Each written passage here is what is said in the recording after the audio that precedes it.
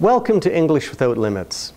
In today's lesson, we will learn the language you need to give someone a command, to tell them what to do. Many times in life, other people will tell you what to do. Your parents will tell you to do things. Your teachers will tell you to do things.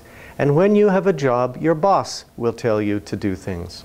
Sometimes you must tell other people what they must do. This is language that you will use very often. I hope you enjoy the lesson.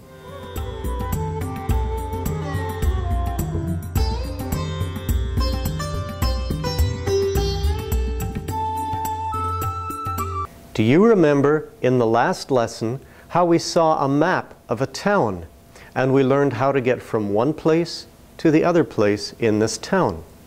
Well, today the teacher will show the students that map on her computer screen and review some of the language that they need to get from one place to the other.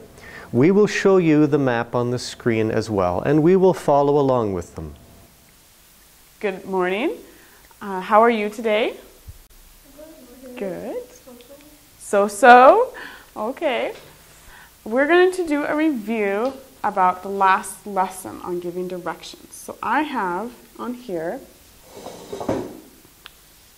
a picture of our board from yesterday. Do you see? Okay. Yes. So, where am I right now? City Hall. City Hall. And where am I now? Right over here. Theater. Yes. Theater. So how did I get from here to here? How did I get there? Can you see that? How did I get from City Hall to the theater? Red bus. You got on the red bus? To take black bus. Black bus. To get off by the red and take the green bus. Green bus, okay. Good. Let's review the names of the places and streets in this town. I will show you them on the screen and give the name. You repeat the name after me. All right? Are you ready? Let's begin. Let's review the names of the places and streets in this town. You repeat after me. The theater. The post office. The bank. The library. The park. City Hall. The shopping center. The train station. The red bus. The black bus. The green bus. First Street. Church Street. Bank Street. Park Avenue.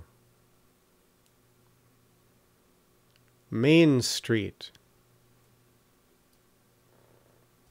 Let's practice that together now. I will show you the map on the screen, and I will tell you the place where I am and the place where I want to go. Then you must give the directions to get from one place to the other. You can do that by pausing the video. Just pause it so the picture is still on the screen, and then have one student come up and give the directions to go from the first place to the second place. For example, your student could say, take the black bus to Bank Street, go north 2 blocks, and get off at the library. You could say something like that. All right? Are you ready? Let's begin. I am at the bank. I want to go to the library. Please pause the video and explain how to get from the bank to the library.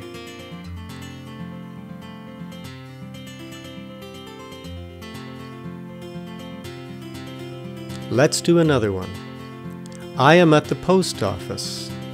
I want to go to the train station. Please pause the video and explain how to get from the post office to the train station.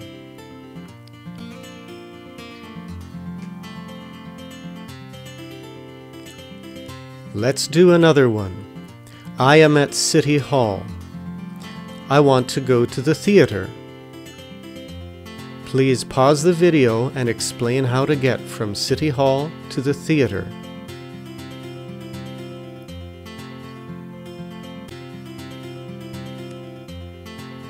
Let's do another one. I am at the shopping center. I want to go to the bank. Please pause the video and explain how to get from the shopping center to the bank.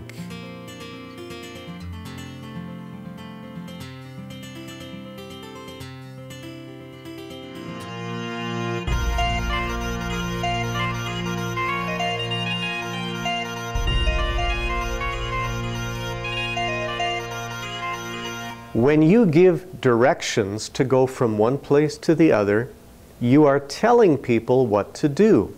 We call this the imperative voice. And many times in life, people tell other people what to do.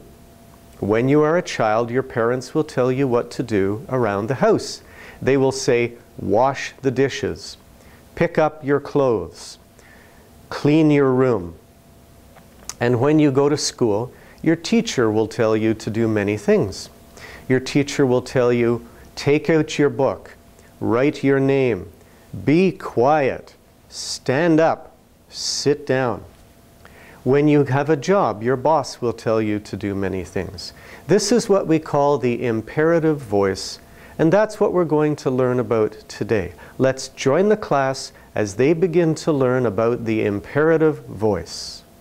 So today we're going to learn a little bit more about the same thing, and it's called the imperative voice. And that means you're giving a command.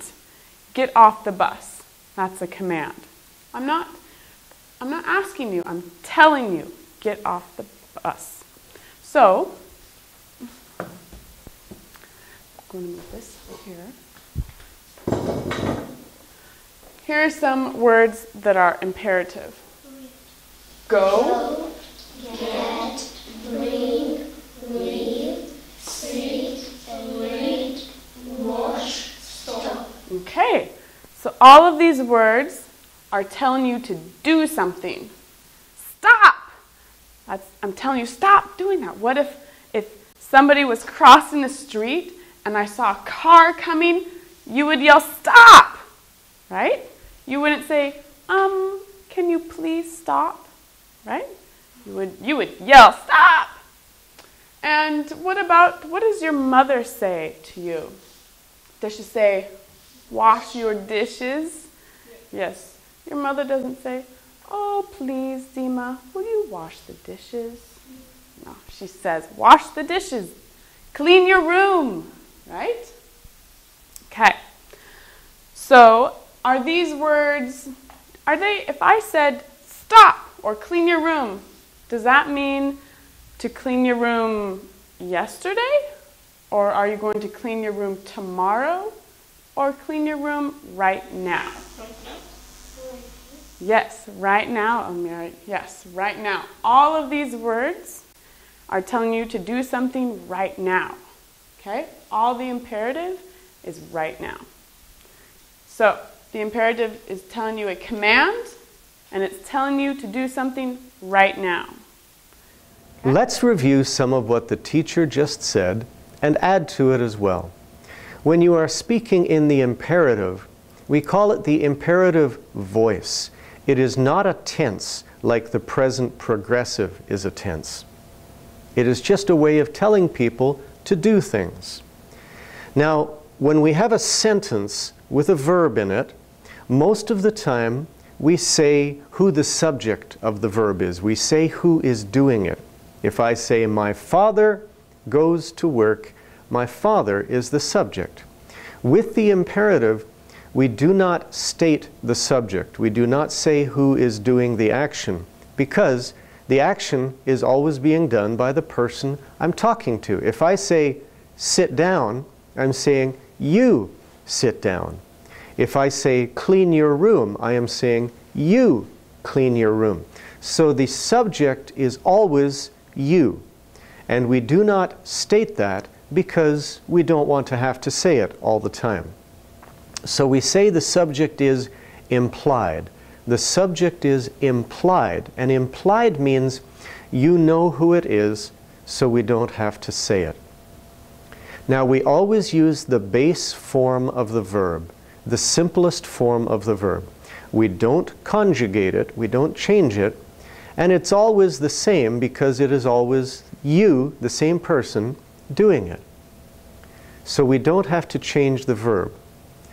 Now, we also understand that these things are happening in the present. They're happening now. If I say, pick up your clothes, I am telling you to do it now. Now, with the imperative as well, we will often state the object of the verb. We don't state the subject, but we often will state the object.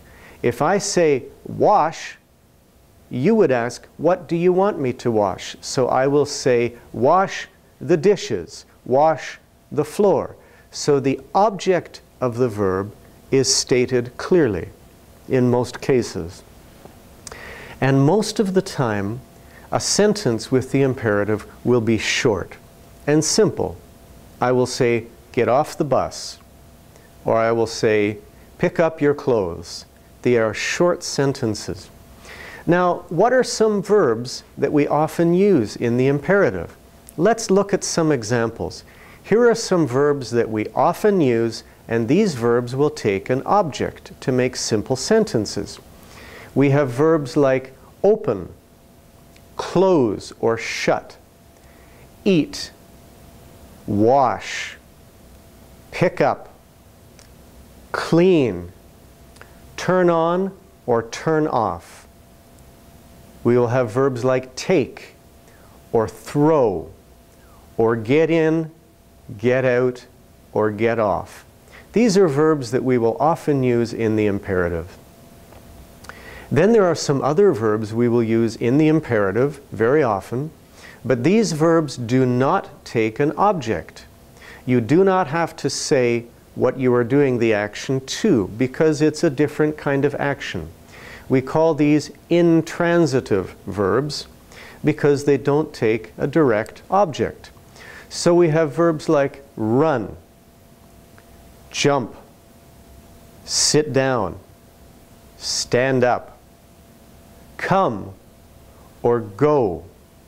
We would say walk, or turn around. With these verbs, we will use them in the imperative, but we don't usually have an object for them. I hope this helps you to understand the imperative a little better. So we're going to stand up, and I'm going to give you a bunch of commands, and you will have to do everything I tell you. You can put that down if you want, Misha. Okay, so run in place. Stop. Run in place. Stop. Jump up and down. Stop. Look to the right. Look to the left. Look forward. Sit down. Stand up. Sit down. Stand up. Turn around. Turn around again. Look behind you. Look forward. Pat your neighbor on the back.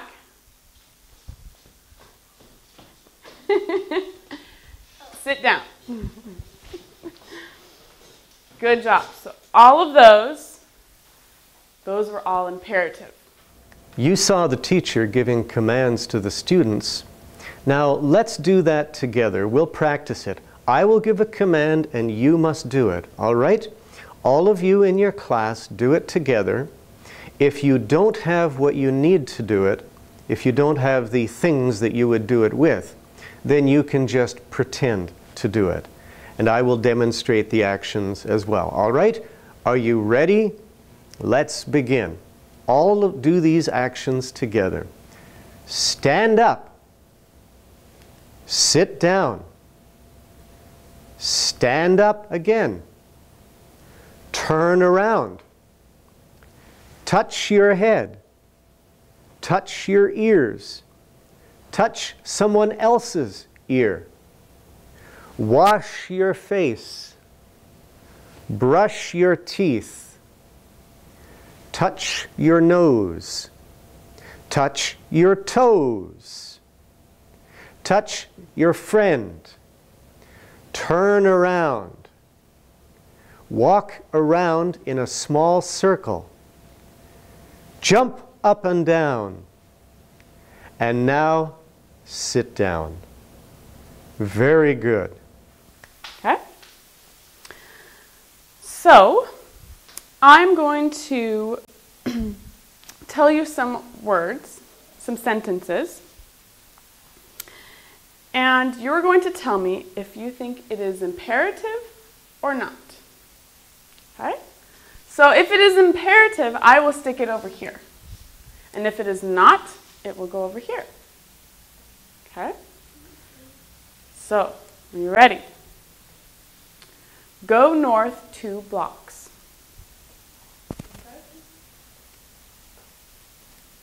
What do you think, Nina? Yes, imperative. Good job. Go north 2 blocks. I'm telling you, there's a map. Go north. What about the monsters are attacking? No. That's correct. Not imperative. I'm yelling something. I'm not telling you to do anything, right?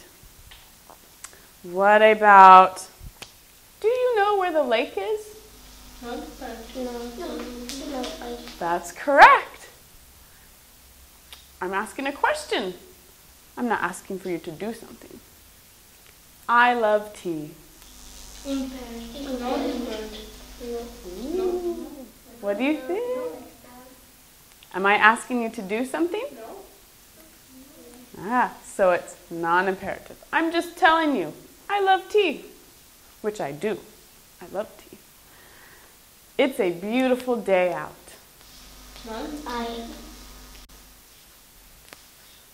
Am I telling you to do something? No.